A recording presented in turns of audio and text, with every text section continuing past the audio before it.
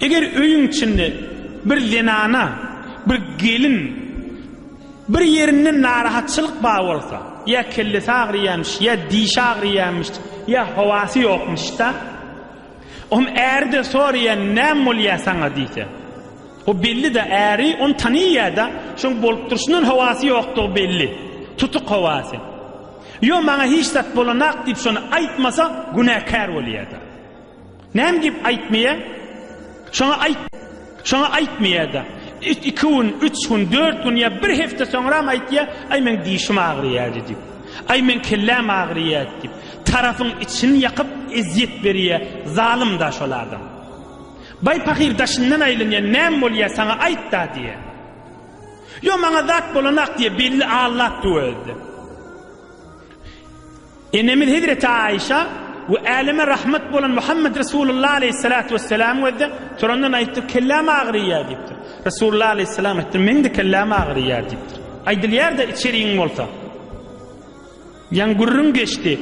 Doğsun gelse aytsan işgali yok. Soramana gelen adam aytsan işgali yok. Soramana gelen adam bir merizden edafa da sorameller. Ol juda vurun, ol öz başına vurun.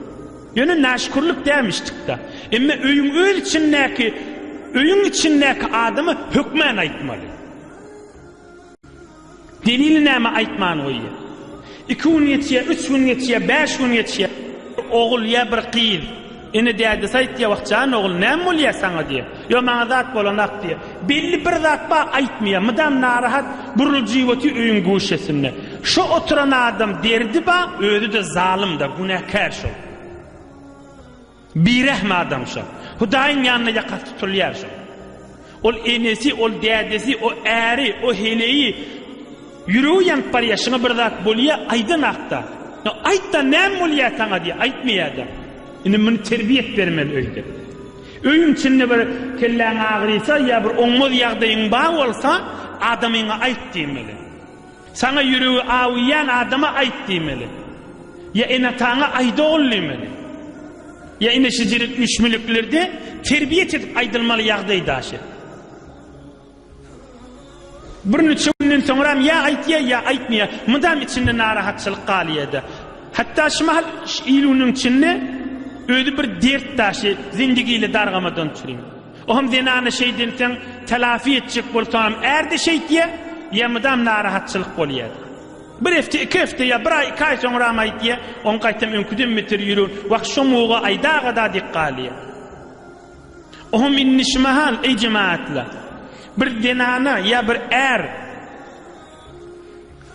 derdi narahatçylygy barda, näme diýip aýtmaýar şonu? Her müşkil bolsun ha. Delil näme aýtmaýar? 2 delili we aýtmaýarlygyny. Hamany bir denana ya da fark etmeýär. Narahatçylygy ba, kellesi ağrıya ya başga bir müşkili ba, aýdasaň boljak özde. Aýtmaýar, 2 delil sebepli aýtmaýar. Bir aýtmaýarlygy bir öz ýandan şu kellesi ağrıyan ya dişi ağrıyan öz ýandan özü hesap etýär, şäherimiň elinden zada geljekler, ondan çyrim aýtmaýyn diýe. Ya şi denanamyň elinden zat geljeklerli, onun için aydıp yürümeyin diye. Yine bir işte var. Elinden zat gelmese de fikrin rahat etmeden çürüyüm aytmalı bolar ahim. Qaytay deyin. Şu ärin, şu denanan elinden zat gelecek de. Emme sen şiriki zindigin üyün içinde yaşat verin. Olansın, heley olansın, enata olansın. Elinden zat gelmese de şunu rahat etmeden çürüyüm aydılmalı bolar. Din vururun şey. Allah'ın buyruğunun, Resulullah'ın buyruğunun eteğindeki edep terbiyetlerdendir cemaatler. Peygamberimiz aleyhissalatu vesselam näme diye? Emre aleyhissalatu vesselam bi haddi şifari ve en tuara min el-behayim. Ravah İbn Majah ve Beyhaqi. Peygamberimiz aýtdy, malyň damagyn çaljak bolsaň, bıçagyny malyň gözüniň ardyna kesgir etme, şoň içi ýanmasyn diye. Gabatda kesgir et diye. Şoň ýüregi ýanmasyn diye malyň. Şu adı neymiş ýagdaýyň? Allah'ın beraberine, Allah'ın mahluklarının beraberine edepli olmak da, terbiyetli olmak, giyin olmak, hakıllı olmak, insaniyet yüze çıkarmak, Qaytay deyin. Malın damağın çalacak bolsan, bıçağın kesgirediğinde, iğe çekende, daşa kakanda bıçağı, malın gözünün ağrına çekme, beyrekte çek diye. Malın yüreği ağırmasın diye. Heyvanı şeyittirip Peygamberimiz Aleyhissalatu vesselam rahmet edip, ummetini dersaydı o ki. Erheleğin arasında ne olmalı? Oğul giden atan arasında necire olmalı? Rahim ve rahmet yürüyümeden türeyim. Ay elinden zat gelmiyor. Gelmese gelmeyen tarafı rahat etmeli. Yine bir aytmayarlığının delili, iki delili var. Ya elinden zat gelmiyor diye. İkilinci aytmayarlığının delili, aslında adam hesap eden öz dinanasını ya eğerini ya enatasını. Bir onun nöbeter bidirip uluğu nedir? Tekebbürlü ettiği adam. Erziş kail olana son yürüyen yerliğini. İhtiram oyanak tarafı. Yani şu kendisi ağırıp duran adam, havası yok adam, hamana adam sayt ya da nem oluyor sana deyip ya denanası, aslında şun kifine ehemmiyet veren akta. Ayırsana dik ayıp diye. Allah'ın yanına katı günahkar var. Tekebbürlük etmeliler. Çi denanı olsun, çi er olsun, çi enatı olsun, çi oğulgıyız olsun. Bir doğru tekebbürlük, Hudayman söyleyenlerdir. Allah'ın dinine, en akılsız terin sadaydın, en akmak terin adam tekebbürlük ettiğin adamdır. Hususen ödünün içerisine. Ne deyip onu tahkir etmeli. Herhal nikah ba erişim. Akıt ba nikah ba zenanatışım. İhtiram oymalı. İnata ihtiram oymalı. Oğul gıyda ihtiram oymalı, o doğulları da ihtiram oymalı. Ayt nem oluyor deyse, şunu rahat etmeden şimdi aytıp koyuvermeli. Tekebbürlük etmelilerle. Ulemalığın biri ay diyer, Ra'aytu fit tavaf raculen, bir adamı men Mekke'de hacda kan bir adam gördüm diye. Kaç derman görürünler, oğula bütün Türkmen oğulları, ondan sonra bütün ehlim cami-i beşeriyette yaşap veren adamların kulağına barsaydı da mana ders zindigin yolları ha bu görürünler, yaşaman görürünler, nur görürünler bile. Bir alimden miray diyer, hacda kan bilaytiyan görürün mol, 500 yıl, 600 yıl, 700 yıl bundan oğul geçen görürün, emme her zamanla yürüyüp birin vurdunlardan. Ay kadim vurdun değil la. Ne deyip bir zat kanun olsa ol kıyamata çili yürüyüp duruyor. Son ol bir bernameyi ki Allah koyup dur onu. Onu yıkıp bulmuyor. Çırağı Irak izzet ber firuzet her an ki puf konet rişeş bes huzet. Hudayın yakıp koyan çırasını töndürecek adam öz göz kaşı yanar. Çırağını ki hak yandırdı koydu, anikim püftüydü sakkal koydu. Hudayın yak koyan çırasını söndürecek adam öz göz kaşı yanar. Hit kalar. Hudayın da koyun bernamasının biri, her kim tekebbürlük etse basım zelil oluyor adam. İnne misalını ödden, bir büyük alimden miray diye men hacıdadım, hacıya giden adamla dikkat edin, hacıdadım diye, Kabe'nin taşından tavaf edip durduk diye. Ulu millet, ulu musulmanlı Kabe'nin taşından aylanıp durdu. Emme bir adam madı, özünün kudretine, şevketine dayanıp, evinin 3 tane hadım koyup, gelin adamları, evindeki adamları itikleştirip, özünü yollaştırdardı diye.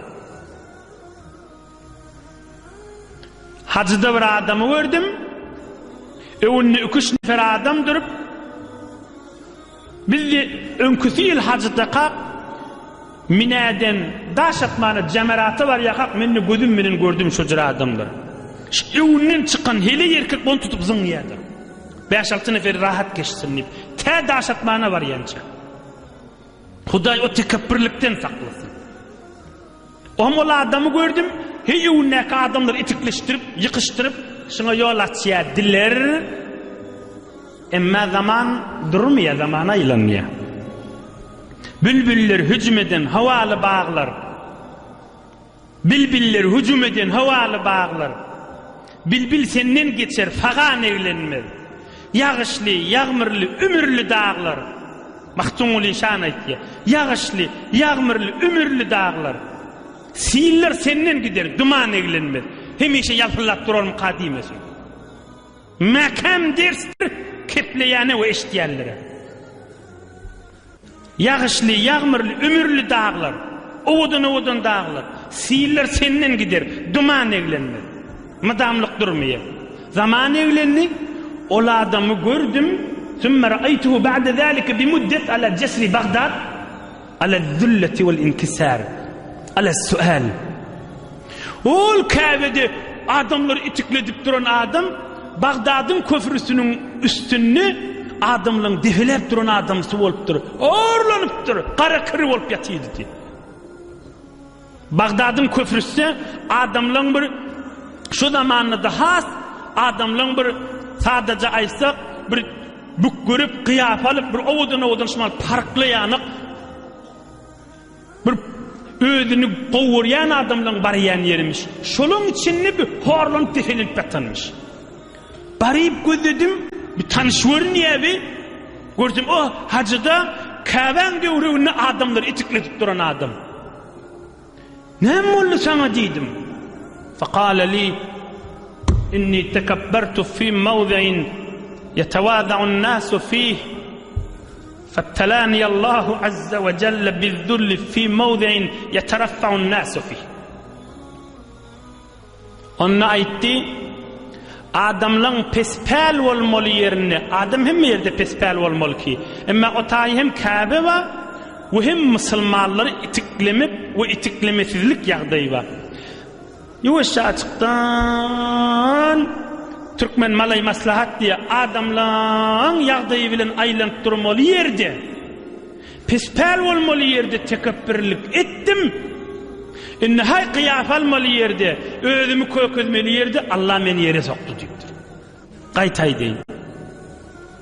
Pespel olmalı yerde özüme nemme kadiydim. Hay bir tadı ovadan olup gezmeli yerde Allah beni defeletip koydu deyiptir.